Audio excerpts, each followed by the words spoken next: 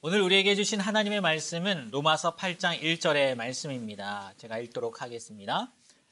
그러므로 이제 그리스도 예수 안에 있는 자에게는 결코 정죄함이 없나니. 아멘. 사랑하는 성도 여러분, 고난주간 잘 보내고 계십니까? 아마 각자의 자리에서 예수님의 고난을 묵상하며 지내실 줄 믿습니다. 이 고난을 넘어 십자가의 부활, 십자가의 영광이 있다는 것을 기억하시며 하루하루 승리하는 삶을 살게 되길 바랍니다. 웨슬리 표준 설교를 가지고 계속해서 우리 목사님들과 말씀을 나누고 있는데요. 오늘은 로마서 8장 1절의 말씀을 가지고 성령의 첫 열매라는 제목으로 말씀을 나누고자 합니다. 흔히 성령의 열매 이렇게 이야기를 하면 우리는 갈라디아서 5장 22절, 23절의 말씀을 생각합니다. 그 말씀 가운데 이런 내용이 있죠. 성령의 열매는 사랑과 희락과 화평과 오래 참음과 자비와 양선과 충성과 온유와 절제, 이렇게 9가지 성령의 열매를 이야기를 합니다. 그래서 오늘 제목을 보면 성령의 첫 열매, 아마 웨슬리가 사랑에 대해서 말씀을 나누려고 하는 거구나 라고 생각하실 수 있는데 아니라는 겁니다. 로마서 8장 1절의 말씀을 같이 읽었듯이 웨슬리는 이렇게 이야기합니다. 그러므로 이제 그리스도 예수 안에 있는 자에게는 결코 정죄함이 없다. 먼저 웨슬리는 이 설교를 가지고 그리스도 안에 있는 사람들에 대해 나누고, 그리고 이들에게 다른 말로 칭의를 경험한 사람이라고도 표현을 하는데, 칭의를 경험한 사람들에게는 무엇이 없다고요? 네, 그렇습니다. 정죄함이 없다고 이야기를 합니다. 그리고 이것이 웨슬리의 입장에서는, 웨슬리가 볼 때에는 성령의 첫 열매다라고 이야기를 하고 있습니다. 그렇다면 웨슬리가 이야기하는 성령의 첫 열매, 정죄함이 없다는 것은 도대체 무엇을 의미하는 것일까요? 웨슬리는 6가지를 가지고 이야기를 합니다. 먼저 첫 번째로 정죄함이 없다는 것은 과거의 죄로 인해 정죄받지 않는다는 것입니다. 그리스도 안에 있는 사람들, 육을 쫓지 않고 영을 따라 사는 사람들, 칭의를 경험한 사람들은 과거의 죄로 인해 정죄받지 않는다는 거예요. 이것은 우리가 쉽게 받아들일 수 있을 것 같습니다. 왜냐하면 예수 그리스도를 믿음으로 말미암아 우리의 죄가 사함받았습니다 라는 이야기를 많이 듣고, 또 그 죄라는 것이 내가 과거에 지었던 죄에 대해서 예수님께서 용서해 주시는 거구나 라고 생각할 수 있기 때문에, 또 그렇게 쉽게 생각하기 때문에 과거의 죄를 용서해 주신다는 거, 그렇기 때문에 정죄받지 않는다는 거 쉽게 다가올 수 있습니다. 그런데요, 웨슬리는 이것만 이야기하는 것이 아니라, 우리도 기억해야 되겠지만 두 번째로는 이것도 이야기합니다. 무엇이냐? 앞으로의 죄에 인해서도 정죄받지 않는다는 것입니다. 이 의미는 율법의 정죄에서 자유하다는 것이고, 내면의 죄의 정죄에서도 자유하다는 것입니다. 여러분, 분명 그리스도 안에 있다 할지라도, 또 칭의를 받은 존재라 할지라도 한번 생각해 보십시오. 우리들의 마음 가운데에는 여전히 교만이라든지, 또 허영, 분노, 유욕, 악한 욕망 등 죄의 씨는 존재할 수밖에 없습니다. 왜요? 본성상 죄의 자녀이기 때문에, 본성상 진노의 자녀이기 때문에 그렇다는 거죠. 하지만 그리스도 안에 있는 사람은, 칭의를 경험한 사람은 그것에 굴하지 않는다는 거예요. 그것에 굴하지 않고 영에 속한 자로, 육신을 따라 사는 것이 아니라 영을 따라 사는 자로서 살기를 원하고 또 계속해서 그렇게 싸워 나가기 때문에, 그러한 삶을 사는 그리스도 안에 있는 우리에게는 정죄가 없다는 겁니다. 과거의 죄뿐만이 아니라 앞으로의 죄에 인해서도 우리는 정죄받지 않는다. 이것이 성령의 열매라는 거예요, 웨슬리가 말하는. 그리고 또 이 정죄받지 않는 것에 대해서 세 번째 웨슬리는 이렇게 이야기를 합니다. 불완전함에서 약이 되는 정죄에서 자유하다는 거예요. 아직 완전하지 않기 때문에 사고나 말, 행위가 완전하지 않고, 또 이웃을 진실로 사랑하지 못함을 압니다. 심지어 선한 일을 행하는 중이라도 교만이나 고집이 있음을 알아요. 심지어 또한 하나님과 은밀히 사귀는 중이라도 우리의 생각이 흩어지고 사랑이 식어 있음을 발견하게 됩니다. 이것이 우리의 불완전함이라는 거예요. 하지만 이러한 불완전함 때문에 정죄받지는 않는다는 겁니다.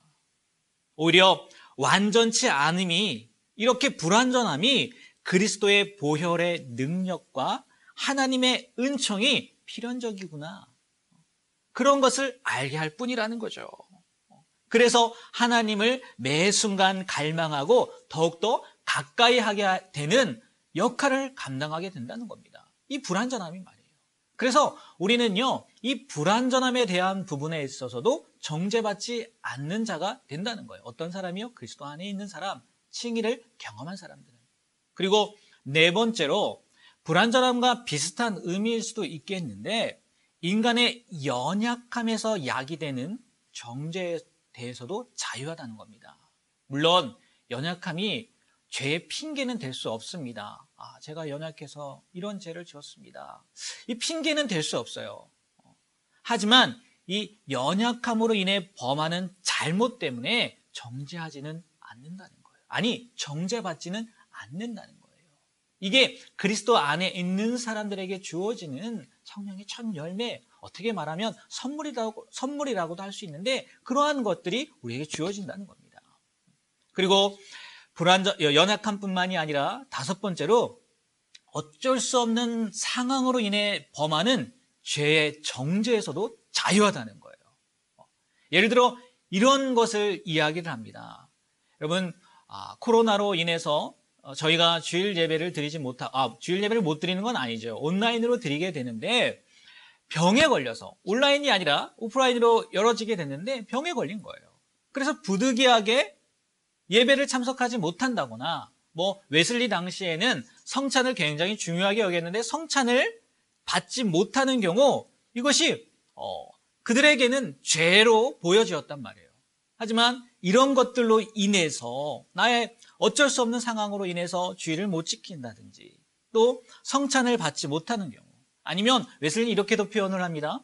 소유가 적어서 예물을 적게 드리는 것, 또 마음은 원이지만 그대로 행하지 못할 때, 이러한 때도 우리는 정죄받지 않는다는 거예요. 그리고 마지막으로 여섯 번째, 부지불식간에 짓는 죄의 정죄에서도 우리는 자유하다는 겁니다.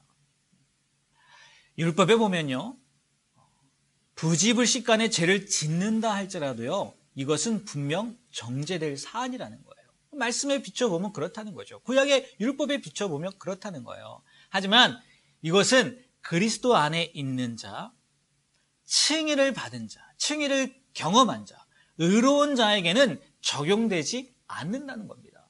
그래서 부지불식간에 짓는 죄의 정죄에서도 우리 그리스도 안에 있는 사람들은, 칭의를 경험한 사람들은 정죄받지 않고 자유함을 얻게 된다는 겁니다.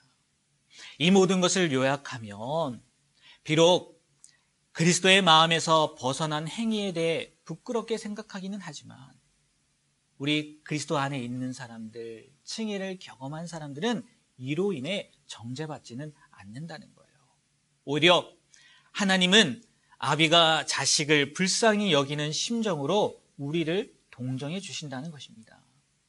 물론 스스로 부끄러워하긴 합니다. 하지만 그 부끄러워하는 것으로 끝나는 것이 아니라 오히려 주 여호와는 나의 힘이십니다. 주 여호와는 나의 노래입니다. 주의 여호와는 나의 구원입니다. 라고 당당히 외칠 수 있는 자격이 우리에게 있다는 것입니다. 이것이 그리스도 안에 있는 사람, 칭의를 경험한 사람이 누리게 되는 첫 열매, 정죄함이 없게 된다는 거죠. 저는 정죄함이 없다라는 표현이 좀 어려운 것 같아서 제 나름대로 이렇게 바꿨습니다. 그리스도 안에 있는 사람, 칭의를 경험한 사람에게는 자유함이 있다는 겁니다. 얼마 전에도 말씀드렸죠. 우리는 죄의 영에 사로잡힌 사람이 아니라 하나님의 자녀의 영에 사로잡힌 사람이라는 겁니다. 그러므로 여러분, 그리스도 안에 있는 자는 정죄에 대해서 두려워하지 않아야 됩니다. 왜요? 과거의 죄로 인해 정죄받지 않으니 두려워할 일이 없는 겁니다. 하나님이 의롭다 하셨는데 누가 정죄할 수 있습니까? 또 앞으로의 범죄로 인해 두려워하지 않습니다. 하나님의 영이 탄식하기 때문에 범죄했지만 그것으로 끝나는 것이 아니라 우리도 한탄하고 회개하는 것은 당연하기 때문에 그렇다는 겁니다. 그리고 회개할 때 하나님께서는 우리를 용서해 주실 것이고요. 그래서 이런 칭의를 경험한 사람들, 그리스도 안에 있는 사람들은 그 믿음으로 말미암아 그리스도의 계속될 은총을 바랍니다. 무너지지 않는다는 거예요. 넘어지지 않는다는 거예요. 정죄받을 것 때문에 두려워하지 않는다는 거예요. 그리스도께서 자유케 한 아들의 삶을 살게 되었기 때문에 더 이상 종의 멍에를 매지도 않습니다. 죄의 책임과 형벌뿐 아니라 죄의 권세에서도 자유한 삶을 살게 된다는 것입니다. 우리의 불안점에 대해서도, 연약함에 대해서도, 어쩔 수 없는 상황과 심지어 부지불식간 짓게 된 죄에 대해서도 우리는 스스로를 정죄하거나 또 죄로 인해 받을 심판 때문에 두려워하면 안 되는 존재라는 겁니다. 여러분, 우리 모두 그리스도 안에 있지 않습니까? 우리 모두 칭의를 경험한 사람들이지 않습니까? 물론 우리는 연약한 존재라 불완전한 존재라 욕망은 계속되고 악한 기질이 말과 행위 안에 여전히 있어 잘못을 범하기도 합니다. 하지만 다시 한번 말씀드리지만 우리에게 무엇이 없다고요? 네, 정죄함은 없습니다. 여러분, 그리스도께서 주시는, 주님께서 주시는 참된 자유함을 누리시게 되길 소망합니다. 과거의 죄로 인해서 두려워하고 계십니까? 또 앞으로 지을 죄 때문에 일어나진 않았지만 그 죄 때문에 염려하고 계십니까? 아니면 나의 불완전함 때문에, 나의 연약함 때문에, 또 어쩔 수 없는 상황, 심지어 부지불식간에 짓는 죄 때문에 내가 벌받을 것에 대해서, 정죄받을 것에 대해서 두려워하십니까? 이제 자유하시게 되길 바랍니다. 우리는 그리스도 안에서 정죄함이 없는 그러한 존재가 되었다는 것 늘 기억하시며 살아가시게 되는, 자유함을 누리며 살게 되는 저와 여러분이 되길 주님의 이름으로 부탁드립니다. 기도하겠습니다. 하나님, 우리는 그리스도 안에 있는 사람입니다. 칭의를 경험한 사람입니다. 그럼에도 불구하고 연약하기에, 불완전하기에 죄로 인해 오는 심판에 대해서, 또 정죄함에 대해서 두려워할 수밖에 없습니다. 하지만 웨슬리가 고백하고 웨슬리가 말씀을 전했던 것처럼 그리스도 안에는, 칭의를 경험한 자에게는 결코 정죄함이 없다는 것, 그것을 기억하며 자유한 몸으로 살아갈 수 있는 우리가 되게 하여 주시옵소서. 혹 우리가 살면서 죄를 범하거나 또 그 죄가 기억날 때마다 하나님 주저앉는 것이 아니라 자유함을 주시는 하나님을 바라보며 다시 한번 일어서며 나아갈 수 있는 우리 모두가 되게 하여 주시옵소서. 고난주간을 보내고 있습니다. 다시 한번 주님의 고난을 깊이 묵상하며 그 부활의 영광에 동참할 수 있는 우리 모두가 되길 소망하며 예수님의 이름으로 간절히 기도합니다. 아멘.